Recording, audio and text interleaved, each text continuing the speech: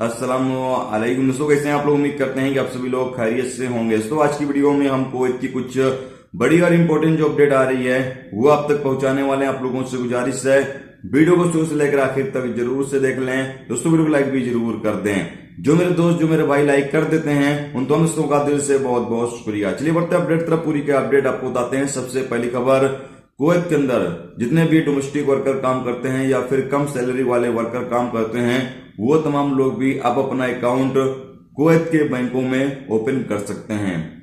Kuwait central bank की तरफ से अपडेट जारी करके बताया गया है कि इतने लोगों की कम सैलरी यानी कि 80 दिनार, 90 दिनार, 100 दिनार जिन लोगों की सैलरी है वो तमाम लोग भी अब अपना बैंक अकाउंट कुवैत के बैंकों में ओपन कर सकते हैं। ऐसा इसलिए किया जा रहा है क्योंकि कुवैत के अंदर बड़ी तादाद में मनी लॉन्ड्रिंग की जाती है, यानी कि जिन लोगों की सैलरी कम है और वो लोग पैसे कमाते हैं लेकिन उनके पास बैंक अकाउंट नहीं है तो वो लोग जो है मनी लॉन्ड्रिंग के जरिए ही ज्यादातर पैसे अपने देश भेजते हैं, यानी कि हुंडी के जरिए ही ज्यादातर पैसे अपने देश भेजते हैं। तो ये जो हुंडी कारोबार है, मनी लॉन्ड्रिंग जो होती है, इसकी रोकथाम करने के लिए ये कानून लागू किया गया है कि हर एक बंदा कुवैत के अंदर अपना बैंक अकाउंट ओपन कर सकता है। इसकी अलावा अपडेट यह है कि कुवैत में 2024 के दौरान तकरीबन 21,190 लोगों को गिरफ्तार किया गया है जो लेबर लॉ और रेसिडेंस लॉ की खिलाफ वर्जी कर रहे थे। यानी कि 21 यानी तकरीबन 22,000 लोग जो है ऐसे गिरफ्तार हुए हैं जो अपने कंपनी से अलग काम कर रहे थे, अपने कफील से अलग काम कर रहे थे, या यूं कह लें कि जो रेसिडेंस लॉ की, लेबर लॉ की खिलाफ वर्जी कर रहे थे।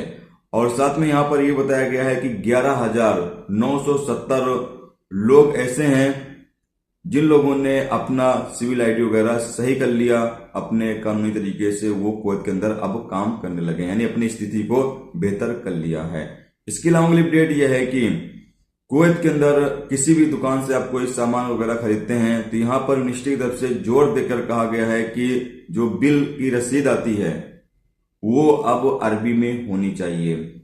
चाहे आप किसी भी दुकान से सामान खरीद रहे हैं, कोई भी दुकान कुवैत के अंदर है, जो बिल जारी किया जाता है उस पर इंग्लिश में जो सामान का रेट वगैरह या बाकी चीजें लिखी जाती हैं वो तमाम चीजें अब अरबी में लिखी जानी चाहिए। यहाँ पर मिनिस्ट्री की तरफ से जोर देकर ये कहा गया तमाम दुकानदार को। अगर कोई दुकानदार इसकी पाबंदी नहीं करता है तो ऐसी दुकानों के खिलाफ कानूनी कार्रवाई भी की जाएगी। इसकी अपडेट यह है कि कुवैत में जो लोग गवर्नमेंट सेक्टर में काम करते हैं और उम्र 60 साल से ज्यादा है तो वो तमाम लोग अब प्राइवेट सेक्टर में भी आसानी के साथ अपना ट्रांसफर ले सकते हैं। डिग्री वगैरह की जरूरत नहीं है। ये इस कानून को समाप्त कर दिया गया है और कहा यह गया है कि जो लोग 60 साल से ऊपर हैं और गवर्नमेंट सेक्टर में काम कर रहे हैं वो आसानी के साथ अब प्राइवेट सेक्टर में अपना ट्रांसफर ले सकते हैं। दोस्तों ये थी आज की कुवैत की 3 से 4 बड़ी अपडेट, बड़ी खबर जो आप तक पहुंचा दी गई।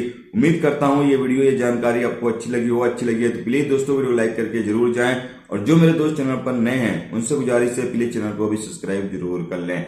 वीडियो देखने के लिए बहुत बहुत शुक्रिया। मिलते हैं नेक्स्ट टॉपिक के साथ। जब तक अपना ख्याल रखिए। खुदा।